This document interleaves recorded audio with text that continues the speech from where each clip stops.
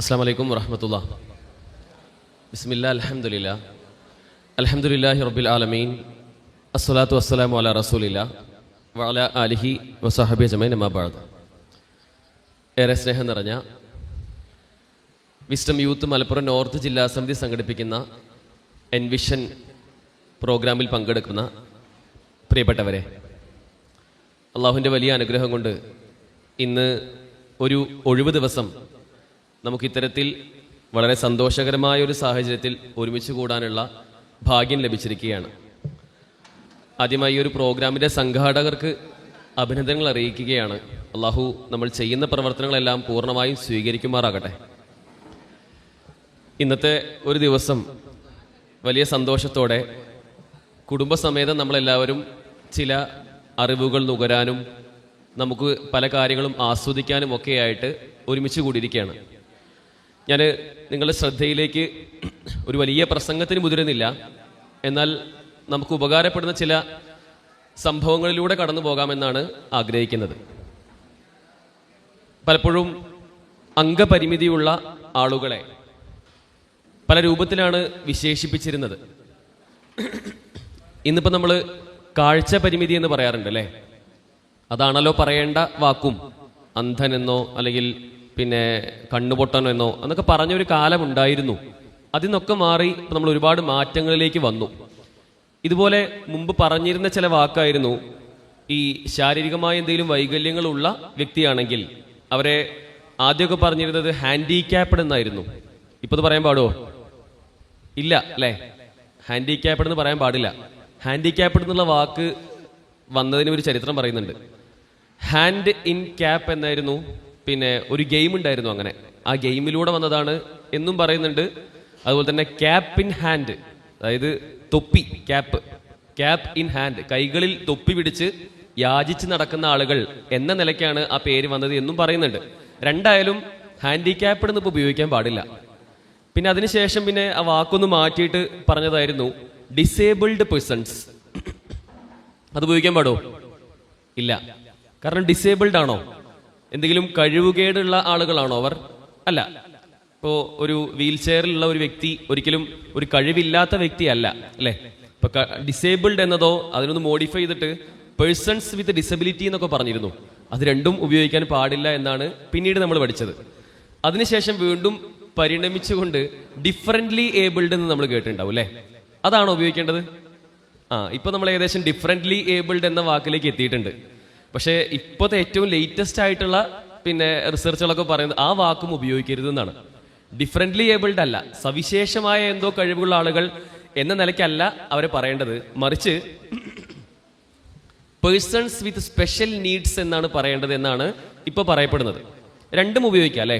ഇപ്പോൾ അത് differently abled എന്ന് പറയാതിരിക്കണം എന്ന് പറയാനുള്ള കാരണം എന്താ വെച്ചാൽ, സമൂഹത്തിൽ പൊതുവെ ഇതെല്ലാം ഉള്ള ആളുകളെ, കണ്ണും കാതും മൂക്കും പിന്നെ ചലനവും ഒക്കെ ഉള്ള ആളുകൾ അവരൊരു നോർമലും അല്ലാത്തവരെല്ലാം അബ്നോർമലുമായിട്ട് അല്ലേ, ബാക്കിയുള്ളവർക്ക് എന്തോ മോശം ആളുകളായിട്ട് സമൂഹം ചിത്രീകരിക്കുന്ന ഒരവസ്ഥയുണ്ട്.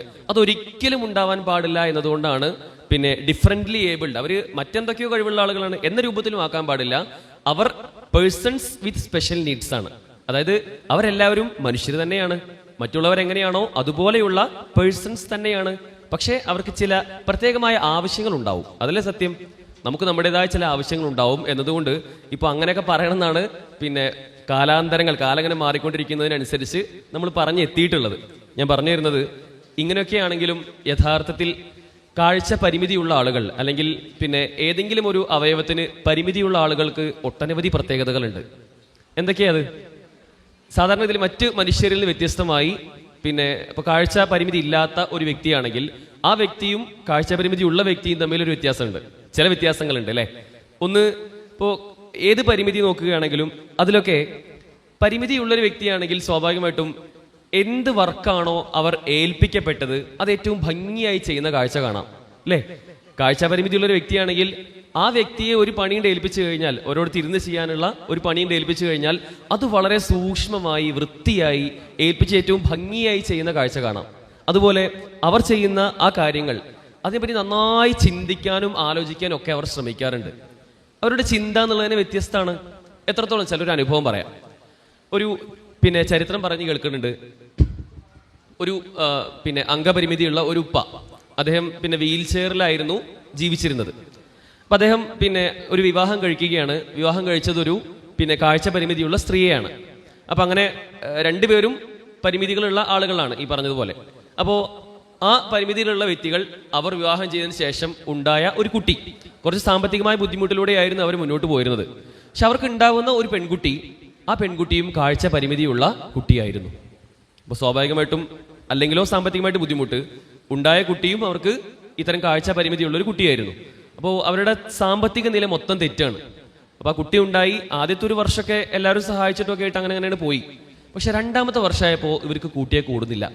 രണ്ടറ്റവും കൂട്ടിമുട്ടിക്കാൻ നന്നായി ബുദ്ധിമുട്ടി. എത്രത്തോളം വെച്ചാൽ സാമ്പത്തികമായി ആരും സഹായിക്കാൻ ഇല്ലാത്ത അവസ്ഥ വരെ എത്തിയതിന്റെ അടിസ്ഥാനത്തിൽ അവർ തീരുമാനിക്കുകയാണ് ഒരു ദിവസം നമുക്കിനി മുന്നോട്ട് പോകാൻ കഴിയില്ല. ആ ഉപ്പയും ഉമ്മയും തീരുമാനിക്കുകയാണ് നമുക്ക് ആത്മഹത്യ ചെയ്യാം, അല്ലാതെ വേറെ വഴിയില്ല. മുസ്ലിമീങ്ങളാണെന്ന് ആലോചിക്കണം. അങ്ങനെ അവർ ആത്മഹത്യ ചെയ്യാനുള്ള പ്ലാനിലേക്ക് എത്തുകയാണ്. ആലോചിച്ചു, ഒരു ചെറിയ കുട്ടി അവർക്കുണ്ട്. ആ കുട്ടിയെ മാത്രം തനിച്ചാക്കി പോയി കഴിഞ്ഞാൽ ആ കുട്ടിയും അനാഥയാവും എന്നുള്ളതുകൊണ്ട് തന്നെ അവർ ഒരുമിച്ച് പ്ലാൻ ചെയ്തു. ആ കുട്ടിയെയും കൂടി വിളിച്ചിരുത്തി അവർ പ്ലാൻ ചെയ്തു, മോളെ നമുക്ക് ആത്മഹത്യ ചെയ്യാം. ആ ഉപ്പ പറഞ്ഞു. ഇപ്പൊ എങ്ങനെ ആത്മഹത്യ ചെയ്യാന്നാണ് ഇവർ ആലോചിക്കുന്നത്. അപ്പൊ അവർക്ക് അവിടെ അവരുടെ വീട്ടിൽ ഉണ്ടായിരുന്ന ചില സാധനങ്ങൾ കൊണ്ടല്ലേ ആത്മഹത്യ ചെയ്യാൻ പറ്റുള്ളൂ. അപ്പൊ അവരുടെ കയ്യിൽ ഒരു കയറുണ്ടായിരുന്നു അവിടെ. അപ്പൊ 3 പേർക്കും ആ കയറ് മുറിച്ച് അതിൽ തൂങ്ങി മരിക്കാം, ഒരു ഓപ്ഷൻ. രണ്ടാമതായിട്ട് അവിടെ കത്തിയുണ്ട്.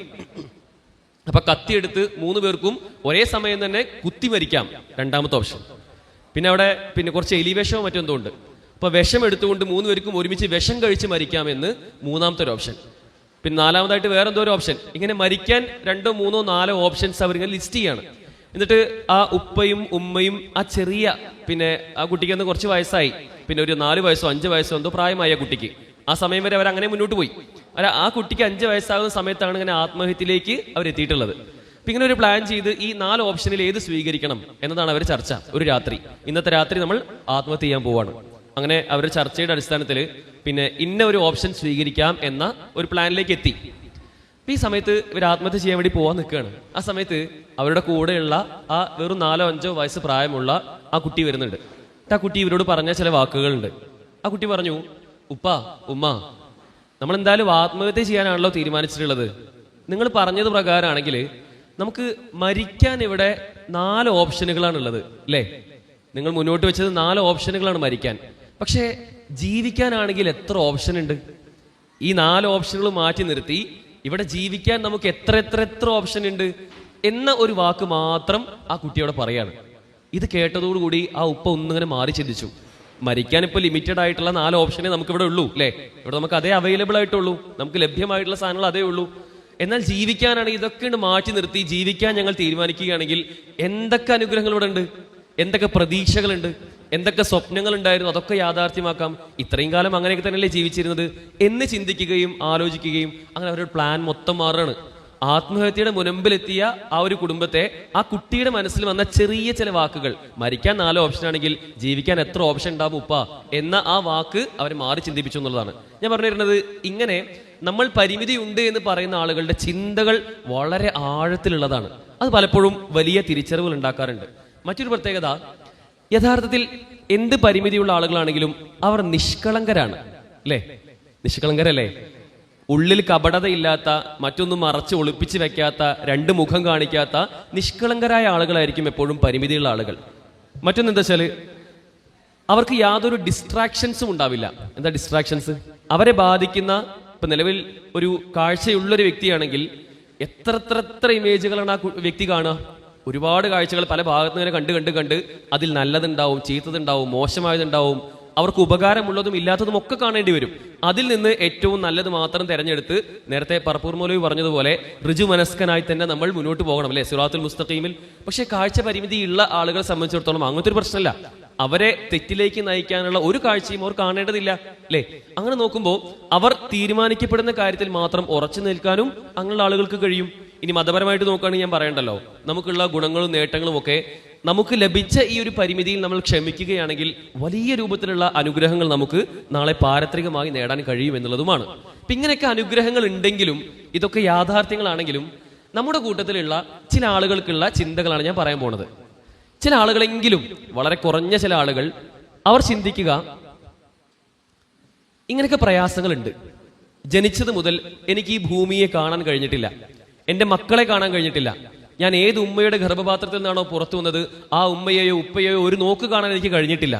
എന്തൊരു പ്രയാസാണ്, എന്തൊരു എടങ്ങാറാണ്, എന്തൊരു ശാപമാണ് എന്ന് പറഞ്ഞ് അതിനെ ശപിക്കുന്ന, അതിൽ ദേഷ്യപ്പെടുന്ന, ആ ദേഷ്യം പിന്നീട് സങ്കടമായും അവർ വിഷാദ രോഗത്തിലേക്ക് പോയും ആകെപ്പാടെ ചടച്ചുപോയി എന്നൊക്കെ പറഞ്ഞ് നിരാശയുടെ വർത്തമാനങ്ങൾ മാത്രം പറയുന്ന കുറഞ്ഞ ചില ആളുകൾ, ഞാൻ പറഞ്ഞ ഈ കൂട്ടത്തിൽ അങ്ങനെ ആളുകൾ ഉണ്ട് എന്നല്ല, നമ്മളെല്ലാവരും ഉറച്ച ബോധ്യമുള്ള ആളുകളാണ്. പക്ഷേ നമ്മളെയൊക്കെ പോലെയുള്ള ചില ആളുകൾ ഈ പരിമിതിയിൽ മനം തൊന്ത് അതിൽ ഡിപ്രഷനിലേക്ക് പോയി അവസാനം ആത്മഹത്യയിലേക്ക് വരെ, നേരത്തെ പറഞ്ഞില്ലേ, അങ്ങനെയുള്ള കുടുംബത്തിലേക്ക് പോലെ ആത്മഹത്യയിലേക്ക് വരെ എത്തുന്ന ഒരുപാട് ആളുകൾ.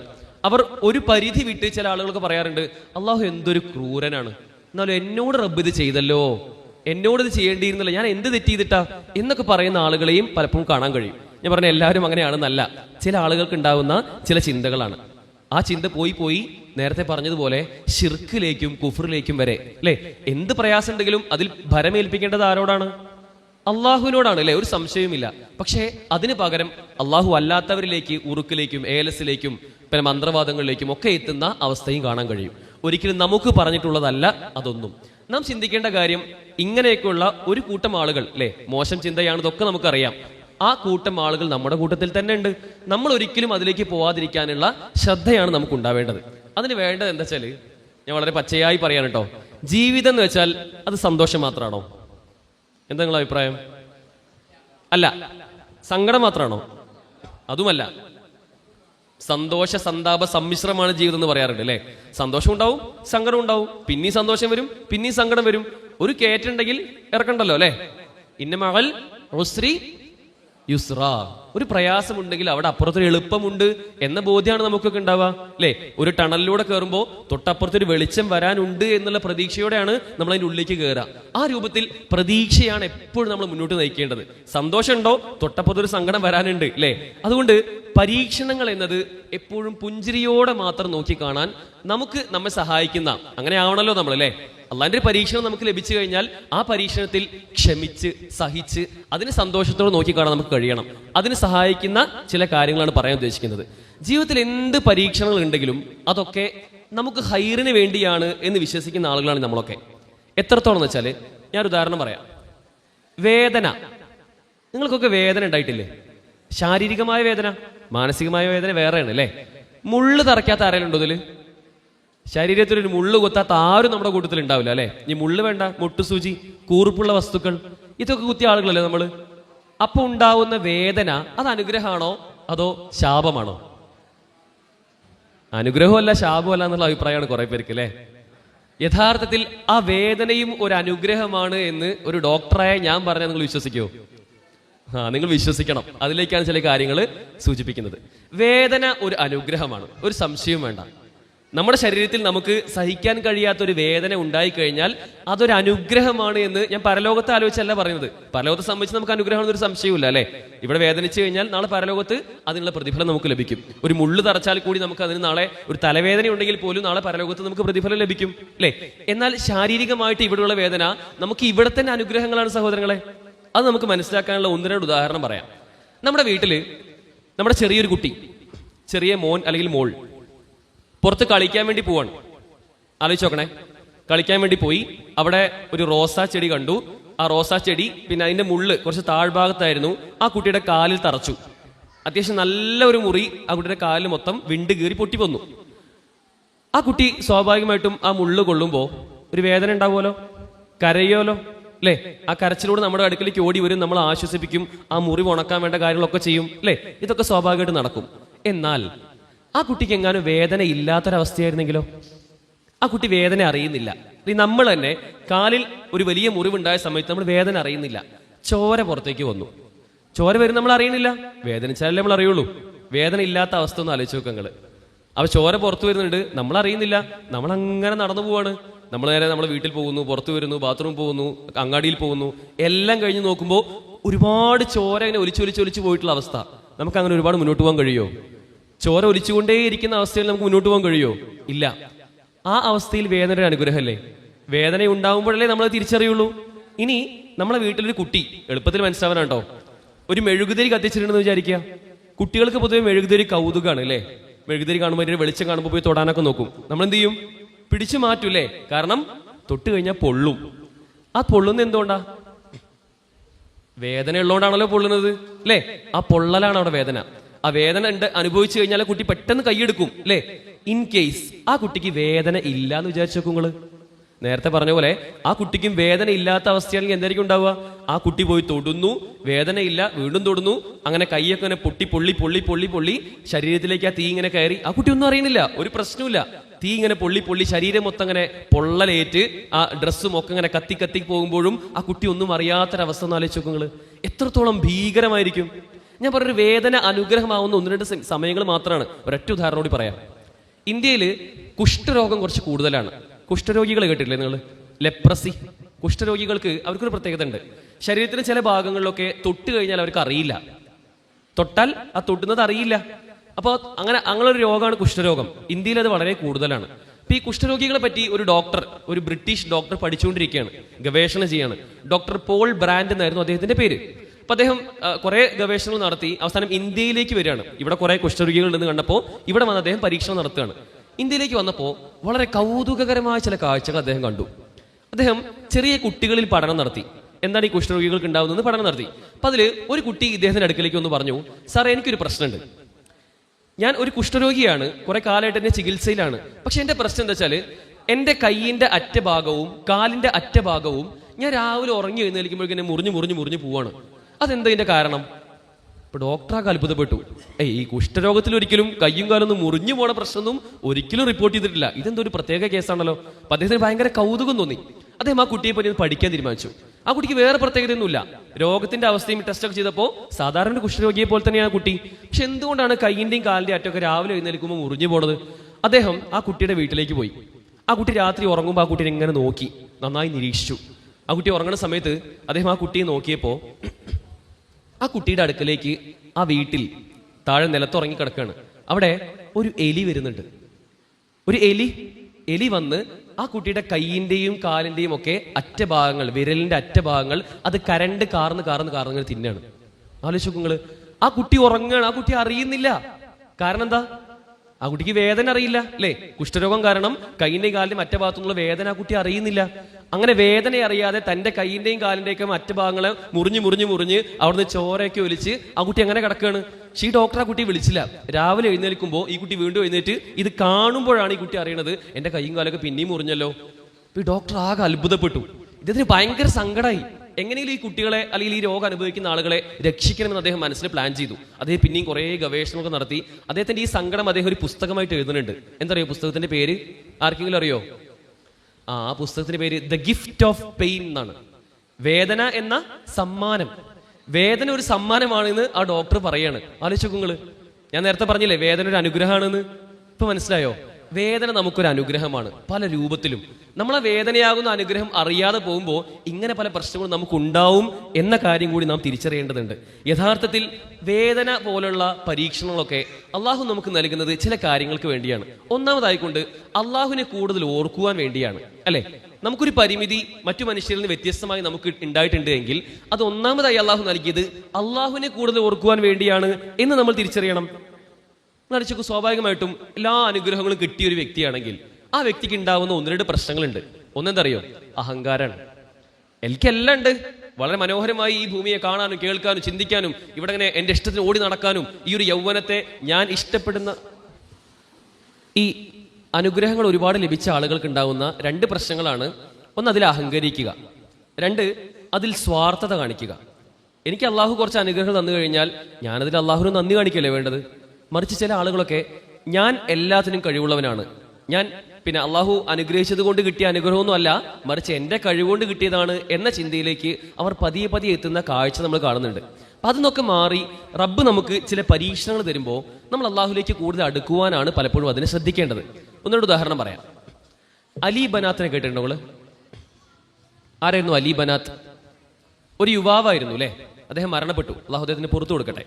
അദ്ദേഹം ഓസ്ട്രേലിയയിലുള്ള ഒരു പ്രമുഖനായ യുവാവായിരുന്നു. അദ്ദേഹത്തിന്റെ ചരിത്രം പറയുന്നത് വെറും 30 ചില്ലാനും വയസ്സാണ് അദ്ദേഹത്തിന് ഉണ്ടായിരുന്നത്. ഒരു യുവാവ്. അദ്ദേഹം വളരെ ആർഭാടപൂർണമായ ഒരു ജീവിതം, വലിയ ധനികനായിരുന്നു, ഭയങ്കര റിച്ച് ആയിരുന്നു അദ്ദേഹം. അപ്പോൾ പിന്നെ ഏറ്റവും നല്ല മുന്തിയ ഇനം കണ്ണടകളും വാച്ചുകളും ഡ്രസ്സുകളും ബ്രാൻഡഡായ ഷൂകളും ഒക്കെ ധരിച്ച് കുറച്ച് ആഡംബരമായ കാറിലൊക്കെ സഞ്ചരിച്ച ഒരു വ്യക്തിയായിരുന്നു അദ്ദേഹം. തനിക്ക് കിട്ടിയ പൈസയെ ദൂർത്തടിച്ച് ചെലവഴിച്ചിരുന്ന വ്യക്തി. പക്ഷെ അദ്ദേഹത്തിനുള്ളിൽ വിശ്വാസം ഉണ്ടായിരുന്നു. പക്ഷെ ഇങ്ങനെയൊക്കെ ആർഭാടപൂർവ്വം ജീവിച്ചൊരു വ്യക്തി അദ്ദേഹത്തിന് 35-ാമത്തെ വയസ്സാവുന്ന സമയത്ത് അദ്ദേഹത്തിന്റെ അടുക്കിലേക്ക് ഡോക്ടർ വരികയാണ്. അദ്ദേഹത്തിന് ടെസ്റ്റ് ചെയ്തപ്പോൾ ആ ടെസ്റ്റിന്റെ റിസൾട്ടുമായിട്ട് ഡോക്ടർ വരികയാണ്. താങ്കൾ ഇന്നൊരു ടെസ്റ്റ് നേരത്തെ ചെയ്തിരുന്നു, അതിന്റെ റിസൾട്ട് വന്നിട്ടുണ്ട്, താങ്കൾക്ക് ക്യാൻസറാണ്, താങ്കൾക്ക് ഇത്ര വയസ്സ് മാത്രമേ ഇനി ആയുസ്സുള്ളൂ എന്ന് പറഞ്ഞ് ഒരു 7 മാസത്തെ ആയുസ് അദ്ദേഹത്തിന് എഴുതി നിശ്ചയിക്കുകയാണ്. ഇദ്ദേഹം ഭയങ്കരമായിട്ട് അദ്ദേഹം സ്വയം ഇരുന്ന് ഒറ്റയ്ക്ക് ഇരുന്ന് ഇങ്ങനെ ആലോചിക്കുന്ന സമയത്ത് താൻ എന്താണ് ഇത്രയും കാലം ചെയ്തു കൂട്ടിയിരുന്നത്? അദ്ദേഹം ആലോചിച്ച ഒരു പോയിന്റ് അദ്ദേഹം പിന്നീട് പങ്കുവെക്കുന്നുണ്ട്. അദ്ദേഹം പറഞ്ഞത്, ഞാൻ എൻ്റെ ജീവിതത്തിൽ കഴിഞ്ഞ 35 വർഷവും ഞാൻ എൻ്റെ ഇഷ്ടത്തിന് അങ്ങനെ ജീവിച്ചു. അപ്പോഴൊക്കെ എൻ്റെ റബ്ബ് എന്നോട് പറയുന്നുണ്ടായിരുന്നു, അലി ബനാത്ത് താങ്കൾ മരണപ്പെടും, അലി ബനാത്ത് താങ്കൾ മരണപ്പെടും എന്ന് എന്നോട് ഇങ്ങനെ പറയുന്നുണ്ടായിരുന്നു. പക്ഷെ അപ്പോഴൊന്നും ഞാനത് കേട്ടില്ല.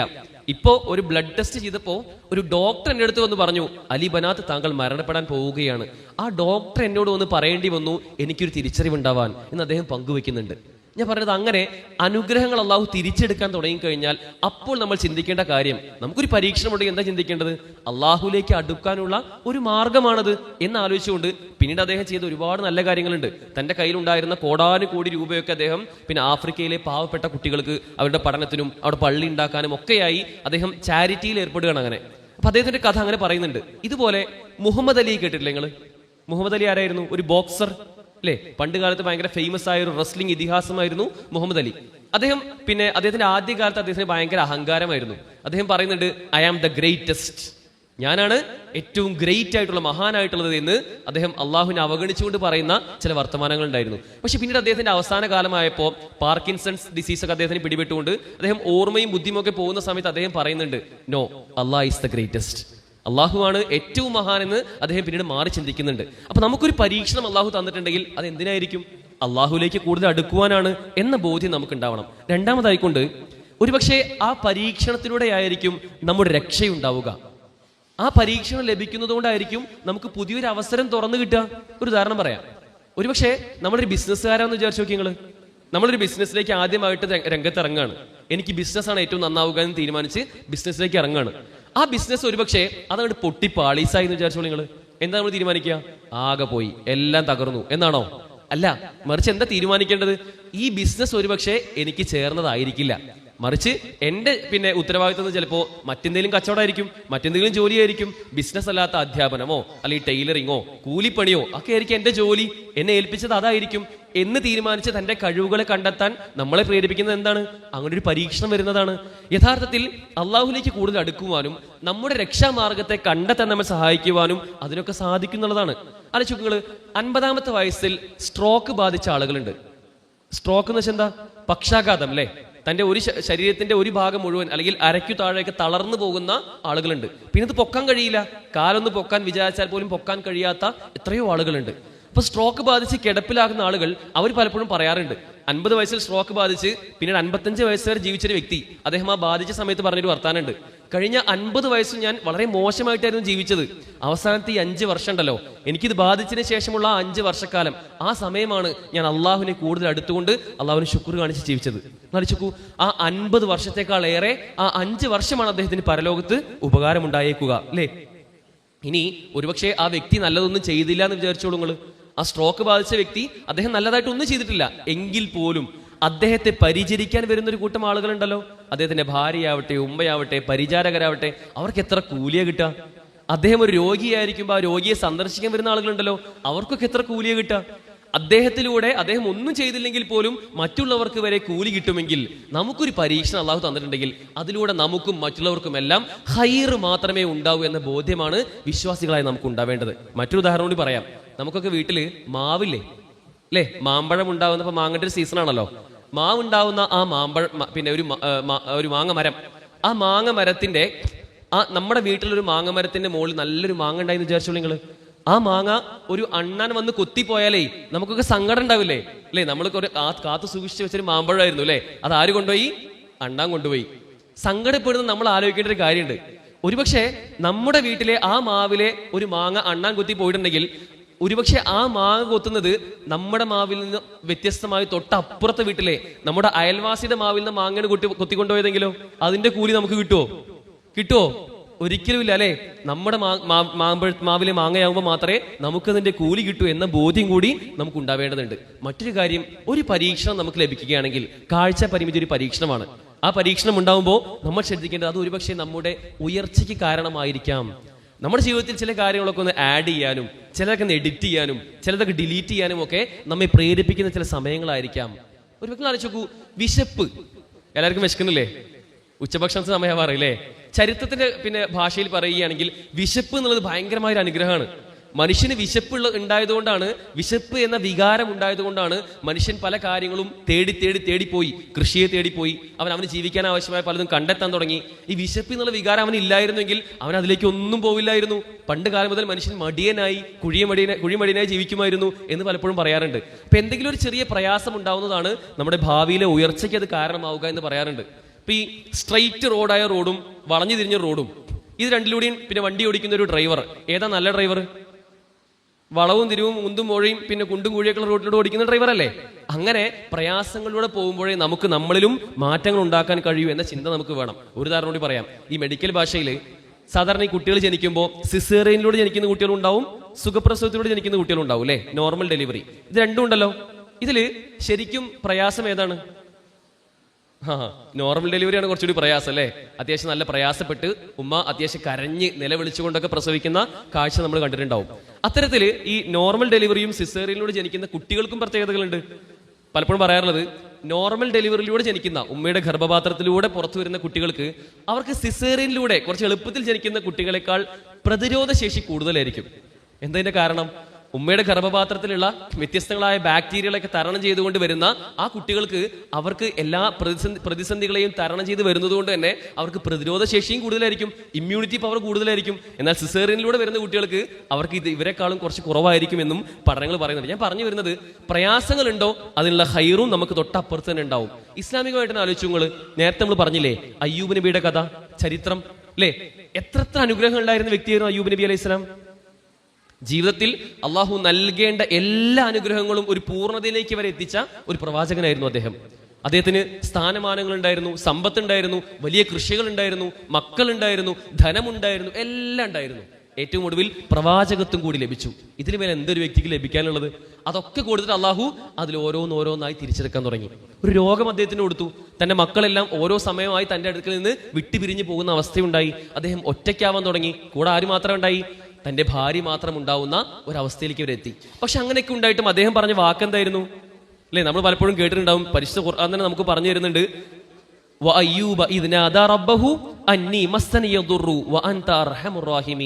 അയ്യൂബ് നബി പറഞ്ഞു തോർക്കുക. അയ്യൂബ് നബി അള്ളാഹുവിനെ വിളിച്ചുകൊണ്ട് പറഞ്ഞ കാര്യം ഇപ്രകാരമായിരുന്നു, അന്നി മസ്സനിയ ദുർറ്, എനിക്കിതാ കഷ്ടപ്പാട് ബാധിച്ചിരിക്കുന്നു, വഅൻത അർഹമുർ റഹീമീൻ. അതിലാണ് നമ്മുടെ പോയിന്റ്. എന്താ അദ്ദേഹം പറഞ്ഞത്? അദ്ദേഹത്തിന് കഷ്ടപ്പാട് ബാധിച്ചിരിക്കുന്നു, അത് അദ്ദേഹം ഉൾക്കൊണ്ടു. ശേഷം എന്താ പറഞ്ഞ്? വഅൻത അർഹമുർ റഹീമീൻ, റബ്ബേ കരുണ ചെയ്യുന്നവരിൽ ഏറ്റവും നന്നായി കരുണ ചെയ്യുന്നത് നീ മാത്രമാണ് എന്ന് പറയാനുള്ള ഒരു ബോധ്യം അദ്ദേഹത്തിന് ഉണ്ടായി. ഇത് എപ്പോഴും അദ്ദേഹം പറഞ്ഞെന്ന് അറിയുന്നത്, ഈ അനുഗ്രഹമൊക്കെ ഓരോന്നോരോന്നായി നഷ്ടപ്പെട്ട്, തന്റെ മക്കൾ നഷ്ടപ്പെട്ട്, തന്റെ കൂടെയുള്ളവരെല്ലാം ഈ രോഗം കാരണം ഒറ്റയ്ക്കാക്കി, ആ രാജ്യത്തിന്റെ ഏറ്റവും മൂലയിൽ ഒരു സ്ഥലത്ത് മാത്രം തന്റെ ഭാര്യ മാത്രം കൂട്ടിന് വന്ന് മറ്റെല്ലാവരും അദ്ദേഹത്തെ ഒഴിവാക്കി പോയ ആ സമയത്താണ് അദ്ദേഹം ഇത് പ്രാർത്ഥിക്കുന്നത്. റബ്ബേ എനിക്കിത് ബാധിച്ചു, പക്ഷേ നീയാണ് കരുണ ചെയ്യുന്നവരിൽ ഏറ്റവും നന്നായി കരുണ ചെയ്യാൻ കഴിവുള്ളവൻ എന്ന് പറഞ്ഞ് ഒരു പാട്ട് നമ്മൾ കേട്ടിട്ടുണ്ടാവും അല്ലേ? അയ്യൂബ് നബിയെ പറ്റിയിട്ട് കേട്ടിട്ടുണ്ടോ ആരെങ്കിലും? എന്താ പാട്ട്? രണ്ടുപേരും ഞാൻ പാടാം, ബാക്കി നിങ്ങൾ പാടുവോ? അയ്യൂബ് നബി കരഞ്ഞു, അല്ലാ നീ വിളി കേൾക്ക്, നീറുന്നു തമ്പുരാനേ, നോവുന്നു തമ്പുരാനേ, കാരുണ്യവാനല്ലോ നീ എന്നെ കരകേറ്റ് തമ്പുരാനേ. എന്താ പറഞ്ഞേ?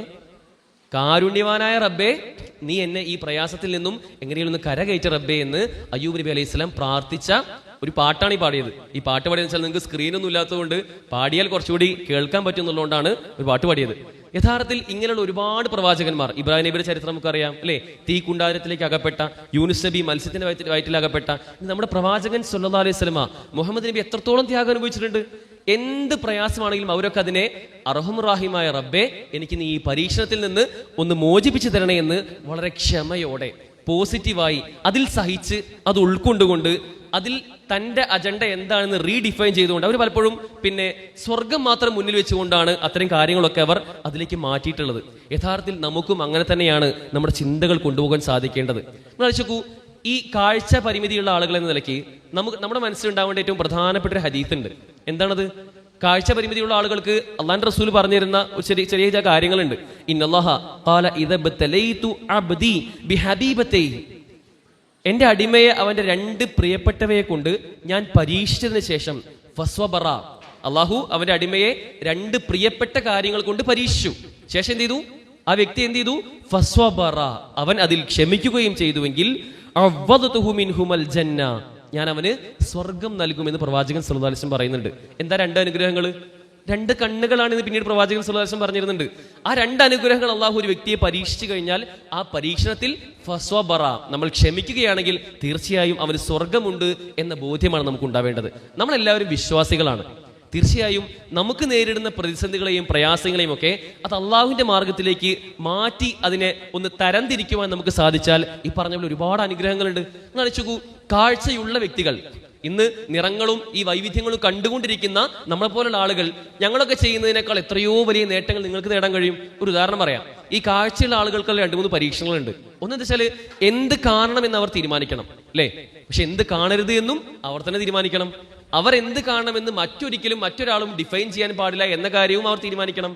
എന്ന് പറയാൻ എത്രത്തോളം മനസ്സിലായി എന്നറിയില്ല. എന്തൊക്കെ കാണാൻ പറ്റും?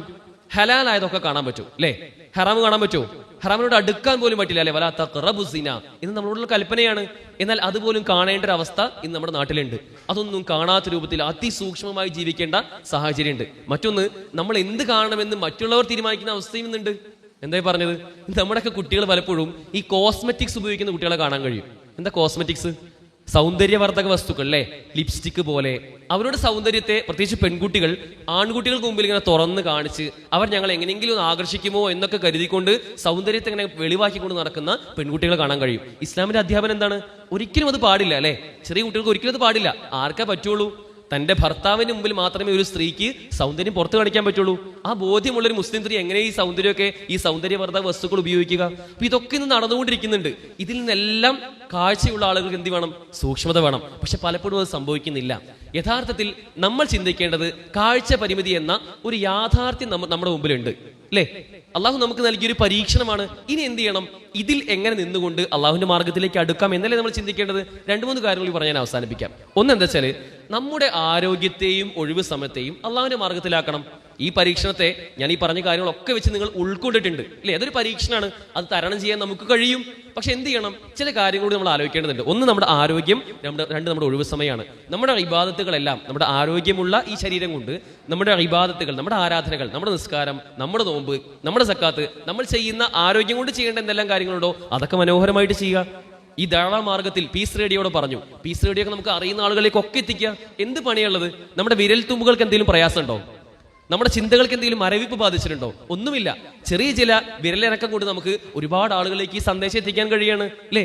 നമ്മളൊരു കാഴ്ച പരിമിതനായ മറ്റൊരു സുഹൃത്തിന് ഈ ഒരു മെസ്സേജ് അയച്ചു കൊടുത്താൽ അവനിത് കാണാനും അവന്റെ കുടുംബം ഇത് കേൾക്കാനും അവന്റെ അടുത്തൊരു തലമുറയിലേക്ക് വരെ ഈ നന്മയുടെ സന്ദേശം എത്താനും കാരണമാവും അല്ലേ. അപ്പൊ അതും നമുക്ക് ബാധ്യതയുണ്ട്. അതുപോലെ തന്നെ നമ്മുടെ ഒഴിവ് സമയത്തെ അതിൽ ഈ പറഞ്ഞ പോലെ ഖുർആൻ പാരായണം ചെയ്യാനും, നമുക്ക് ഹലാലായ കലയാവട്ടെ, കാലിഗ്രഫി ആവട്ടെ, ഈ പല ഹലാൽ ഗെയിമുകൾ ഉണ്ടാവും, അതൊക്കെ നമുക്ക് കളിക്കാവുന്ന രൂപത്തിൽ ക്രാഫ്റ്റുകൾ ഉണ്ടാക്കുക, ഡിസൈനിങ് ചെയ്യുക.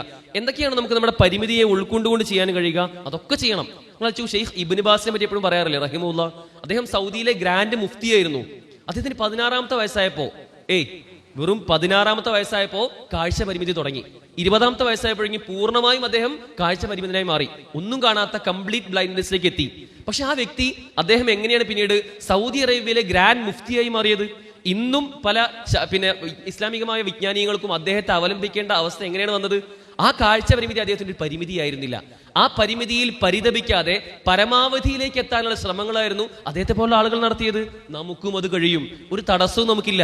നമ്മുടെ ആരോഗ്യത്തെയും ഒഴിവു സമയത്തെയും ഒരുപാട് ആളുകൾ വഞ്ചിതരായ 2 അനുഗ്രഹങ്ങളാണ് അല്ലേ, അതൊക്കെ അള്ളാഹുവിന്റെ മാർഗത്തിലേക്ക് മാറ്റാൻ നമുക്ക് കഴിയണം. രണ്ടാമതായിക്കൊണ്ട് നമ്മുടെ ഈ ഒരു കണ്ണുകൊണ്ട് നമുക്ക് അള്ളാഹുവിനെ ഓർത്ത് കരയാൻ സാധിക്കണം. പ്രിയപ്പെട്ടവരെ, അള്ളാഹുവിനെ ഓർത്ത് കരയാൻ സാധിക്കണം. എങ്ങനെ അള്ളാഹുവിനെ ഓർത്ത് കരയുക? ഒന്ന്, നമ്മൾ ചെയ്തു പോയ എന്തെങ്കിലും പാപങ്ങൾ ഉണ്ടെങ്കിൽ അത് ഓർത്ത് തൗബ ചെയ്ത് ഖേദിച്ച് മടങ്ങുക.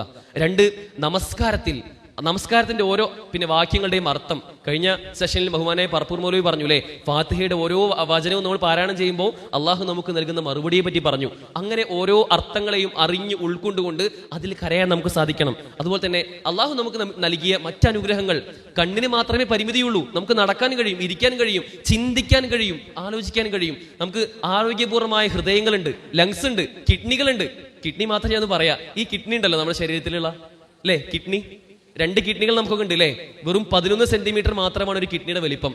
ആ കിഡ്നി എന്ന നമ്മുടെ ശരീരത്തിലെ പിൻഭാഗത്തായി സ്ഥിതി ചെയ്യുന്ന 2 ചെറിയ സാധനങ്ങൾ, ഒരു സ്കെയിലിന്റെ അത്ര വലിപ്പം കൂടിയില്ല കിഡ്നി എന്ന് പറഞ്ഞാല്. ആ കിഡ്നികൾ ചെയ്യേണ്ട പണി ചെയ്യാതിരിക്കുമ്പോ എന്താ കിഡ്നിയുടെ പണി? നമ്മുടെ രക്തം പ്യൂരിഫൈ ചെയ്യാല്ലേ, ഫിൽട്ടർ ചെയ്യുക, അതാണ് പണി. നമ്മൾ മൂത്രമൊഴിക്കണില്ലേ? ഇന്ന് രാവിലെ നമ്മൾ മൂത്രമൊഴിച്ചില്ലേ? ഉച്ചയ്ക്ക് മൂത്രമൊഴിച്ചില്ലേ? ഇടയ്ക്കിടയ്ക്ക് നമ്മൾ മൂത്രമൊഴിക്കണില്ലേ? ഇതൊക്കെ എന്തുകൊണ്ടാ? ആ കിഡ്നി നന്നായി പണിയെടുക്കുന്നതുകൊണ്ടാണ്. ആ കിഡ്നി എങ്ങാനും, അതിന് വലിപ്പം ആലോചിക്കണം കേട്ടോ, വളരെ നിസ്സാരമായ ആ കിഡ്നി എങ്ങാനും പണി മുടക്കി കഴിഞ്ഞാൽ നമുക്ക് മൂത്രമൊഴിക്കാൻ കഴിയില്ല. പിന്നെന്താ ഉണ്ടാവുക? അടുത്ത സ്റ്റെപ്പ് എന്താ? ഡയാലിസിസ് ചെയ്യേണ്ടി വരും. ഹോസ്പിറ്റലിൽ കൊണ്ടുപോയി നമ്മൾ അവിടെ അഡ്മിറ്റ് ആക്കി ആഴ്ചയിൽ 3 ഡയാലിസിസ്, മാസത്തിൽ 12 ഡയാലിസിസ്. ഒരു ഡയാലിസിസ് എന്താ ചാർജ്? 2000 മുതൽ 3000 രൂപ വരെയാണ്. അപ്പൊ മാസം എത്രയായി? 10-40,000 രൂപയോളം ഡയാലിസിസ് ചെയ്യാൻ വേണ്ടി മാത്രം മാറ്റി വെക്കേണ്ടത് എന്തുകൊണ്ടാണ്? നമ്മുടെ ഈ വെറും 11 സെന്റിമീറ്റർ മാത്രമുള്ള ആ കിഡ്നി പണി മുടക്കുന്നതുകൊണ്ടാണ്. ആലോചിക്കൂ സഹോദരങ്ങളെ, അതൊരു വ്യക്തിക്ക് താങ്ങാൻ കഴിയോ? ആ വ്യക്തിയുടെ കുടുംബത്തിന് കഴിയോ? ഇല്ല. ഒരു സമൂഹം മുഴുവൻ, എത്രത്തോളം അറിയങ്ങള്, ചില ബസ്സുകളിലൊക്കെ അങ്ങനെ കാണാം, ഇന്നത്തെ കളക്ഷൻ ഇന്ന രോഗിയുടെ ഡയാലിസിസിന് വേണ്ടി. എന്തുകൊണ്ടാണ് ഉണ്ടാവുന്നത്? ഒരു നാട് മുഴുവൻ പൈസ കളക്ട് ചെയ്യാൻ ഇറങ്ങുന്നത് എന്തുകൊണ്ടാ? ആ വ്യക്തിയുടെ വെറും 11 സെന്റിമീറ്റർ മാത്രം വലിപ്പമുള്ള ആ കിഡ്നി പണി മുടക്കിയതുകൊണ്ട്. നമ്മളൊക്കെ അൽഹംദുലില്ലാഹ് വളരെ മനോഹരമായി മൂത്രമൊഴിച്ച ആളുകളാണ്. ആ മൂത്രമൊഴിക്കുമ്പോൾ പോലും നമുക്ക് ആ ചിന്തയും ബോധ്യം ഉണ്ടാവണം. കാഴ്ചയ്ക്ക് മാത്രമേ നമുക്ക് പരിമിതിയുള്ളൂ, മറ്റൊരു അനുഗ്രഹങ്ങൾ നമുക്ക് ഒരു പരിമിതിയുമില്ല എന്ന ബോധ്യം നമുക്ക് ഉണ്ടാവേണ്ടതുണ്ട്. അതോടൊപ്പം നമുക്ക് ഉണ്ടാവേണ്ട ചിന്ത സ്വർഗത്തെ പറ്റിയുള്ള പ്രതീക്ഷയാണ്. യഥാർത്ഥത്തിൽ നിറമുള്ള സ്വർഗത്തെ പറ്റി നമുക്ക് സ്വപ്നങ്ങളിലെങ്കിലും കൂടുതൽ കാണാൻ കഴിയണം. നമ്മുടെ കുടുംബത്തെ ഒന്നിച്ചു ചേർത്ത് ആ സ്വർഗത്തിലേക്ക്, ആ ജന്നാത്തുൽ ഫിർദൗസിലേക്ക് പോകാനുള്ള ശ്രദ്ധയും ജാഗ്രതയും ആഗ്രഹവും നമുക്ക് ഉണ്ടാവേണ്ടതുണ്ട്. യഥാർത്ഥത്തിൽ അള്ളാഹു നമുക്ക് നൽകിയ മറ്റ് അനുഗ്രഹങ്ങളെ പറ്റി ചിന്തിക്കുകയാണെങ്കിൽ ഈ പ്രശ്നമൊന്നും നമുക്ക് ഉണ്ടാവില്ല. നേരത്തെ പറഞ്ഞ പ്രതിസന്ധികളൊന്നും നമുക്ക് ഉണ്ടാവില്ല. നമുക്ക് കൂടുതൽ ക്രിയാത്മകമായും നിർമ്മാണാത്മകമായി നമുക്ക് ആ സ്വർഗത്തെ പ്രതീക്ഷ മുന്നോട്ട് പോകാൻ കഴിയും. അവിടെയാണ് യഥാർത്ഥത്തിൽ വിജയമെന്ന് തിരിച്ചറിഞ്ഞുകൊണ്ട് യഥാർത്ഥത്തിൽ ആലോചിക്കൂ, നമുക്കിപ്പോ ഈ കാഴ്ചയ്ക്ക് പരിമിതിയുണ്ട്. എന്നാൽ ഒരു കണ്ണും ഇവിടെ എന്ത് അനുഗ്രഹങ്ങൾ കണ്ട കണ്ണുകളാവട്ടെ, ആ കണ്ണുകളൊന്നും കാണാത്ത ആ സ്വർഗം നമ്മളെ കാത്തിരിക്കുകയാണ്. ആലോചിക്കുങ്ങള്, അതിലും വലിയ അനുഗ്രഹം വേറെ എന്താണ്? ആ സ്വർഗം നമ്മളെ കാത്തിരിക്കുമ്പോൾ ആ സ്വർഗത്തിന് വേണ്ടി നമുക്ക് ഈ പറഞ്ഞ രൂപത്തിൽ നമ്മുടെ ചെറിയ ജീവിതത്തെ നിസ്സാരമായി എപ്പോൾ വേണമെങ്കിലും മരണം തിരിച്ച് കടന്നു വരാവുന്ന ആ ജീവിതത്തെ അല്ലാഹുവിന്റെ മാർഗത്തിലേക്ക് ഡൈവേർട്ട് ചെയ്തുകൊണ്ട് നമ്മുടെ സമയത്തെയും നമ്മുടെ സന്ദർഭത്തെയും ആരോഗ്യത്തെയും ഒക്കെ ഈ ദീനിന്റെ മാർഗത്തിൽ വിനിയോഗിക്കാൻ കഴിയുകയാണെങ്കിൽ ഇൻഷാ അല്ലാഹ് നമുക്ക് എല്ലാവർക്കും അല്ലാഹുവിന്റെ തൗഫീഖ് ഉണ്ടെങ്കിൽ സ്വർഗത്തിൽ ഒരുമിച്ച് കൂടാൻ കഴിയും. നമ്മുടെ കുടുംബസമേതം നമുക്ക് പോകാൻ കഴിയും. ഒറ്റ കാര്യം കൂടി പറയട്ടെ, നേരത്തെ പറഞ്ഞു കേരള സ്റ്റുഡൻസ് കോൺഫറൻസ് വരുന്ന മെയ് 11-ാം തീയതി പെരിന്തൽമണ്ണയിൽ വെച്ച് നടക്കാനിരിക്കുന്ന ഒരു മഹാവിദ്യാർത്ഥി സമ്മേളനമാണ്. അതിന്റെ ഭാഗമായി അതിന്റെ അവസാനത്തെ 5 ദിവസം മെയ് 6 മുതൽ 10 വരെ ദ സൊല്യൂഷൻ എന്ന പേരിൽ ഒരു എക്സിബിഷൻ നടക്കുന്നുണ്ട്. നിങ്ങൾക്കറിയുന്ന നിങ്ങളുടെ പരിചയത്തിലുള്ള മറ്റു കുട്ടികളെ എല്ലാം ഈ ഒരു പ്രായത്തിലുള്ള 8ാം ക്ലാസ് മുതൽ ഡിഗ്രി, PG, PhD വരെയൊക്കെ പഠിക്കുന്ന കുട്ടികളെ ആ പ്രോഗ്രാമിലേക്ക് എത്തിക്കുക. ഇപ്പൊ പറഞ്ഞതുപോലെ ജീവിതത്തിലുള്ള അനുഗ്രഹങ്ങളെ തിരിച്ചറിഞ്ഞുകൊണ്ട് ജീവിതത്തിന്റെ പച്ചയായ യാഥാർത്ഥ്യങ്ങളെ നേരിട്ടറിയുവാനും അള്ളാന്റെ മാർഗത്തിൽ അതിനൊക്കെ കഴിവുകളെ പ്രയോജനപ്പെടുത്തുവാനും ഒക്കെ അവരെ പ്രേരിപ്പിക്കുന്ന, തിന്മകളെല്ലാം വെടിഞ്ഞ് നന്മയിലേക്ക് മുന്നേറാൻ അവരെ സഹായിക്കുന്ന ഒരു പ്രോഗ്രാം ആയിരിക്കും അത്. ആ ഒരു കാര്യം കൂടി നിങ്ങൾ ശ്രദ്ധയിൽ ഉണ്ടാവണം എന്ന് മാത്രം പറഞ്ഞുകൊണ്ട് ഞാൻ അവസാനിപ്പിക്കുകയാണ്. ഒരിക്കൽ കൂടി അള്ളാഹുവിന്റെ മാർഗത്തിൽ നമുക്ക് നൽകിയ അനുഗ്രഹങ്ങളെ അതെന്തായാലും എത്ര ചെറുതാണെങ്കിൽ പോലും എത്ര നിസ്സാരമാണെങ്കിലും അത് അള്ളാഹിന്റെ മാർഗത്തിൽ മാത്രം പൂർണ്ണമായി വിനിയോഗിച്ച് യാതൊരു ടെൻഷനും ഇല്ലാതെ, യാതൊരു പേടിയുമില്ലാതെ, ഒരു നിലയ്ക്കുള്ള നിരാശയുമില്ലാതെ നൽകപ്പെട്ട അനുഗ്രഹങ്ങളെ അള്ളാഹിന്റെ മാർഗത്തിൽ കീഴൊതുങ്ങുവാനുള്ള ശ്രദ്ധയും ജാഗ്രതയും കാണിക്കുക. അള്ളാഹു അതിനുള്ള തൗഫീഖ് നമുക്ക് ഏവർക്കും നൽകി അനുഗ്രഹിക്കുമാറാകട്ടെ. അവന്റെ സ്വർഗം നമുക്ക് ഏവർക്കും സന്തോഷമുള്ള കാര്യമാണ്. ആ സ്വർഗത്തിലേക്ക് എത്തിക്കാനുള്ള എല്ലാ തൗഫീഖും അള്ളാഹു നമുക്കും നമ്മുടെ കുടുംബത്തിനും നമ്മുടെ മക്കൾക്കും ഒക്കെ നൽകി അനുഗ്രഹിക്കുമാറാകട്ടെ. റബ്ബനാ ആതിനാ ഫിദ്ദുനിയാ ഹസന വഫിൽ ആഖിറതി ഹസനതൻ വഖിനാ അദാബന്നാർ. റബ്ബനാ തഖബ്ബൽ മിന്നാ ഇന്നക അൻതസ് സമീഉൽ അലീം വതുബ് അലൈനാ ഇന്നക അൻതത് തവ്വാബുർ റഹീം വഗ്ഫിർ ലനാ യാ ഗാഫിറൽ മുദ്ലിമീൻ വൽഹംദുലില്ലാഹി റബ്ബിൽ ആലമീൻ. അസ്സലാമു അലൈക്കും വറഹ്മത്തുള്ളാഹി വബറകാതുഹു.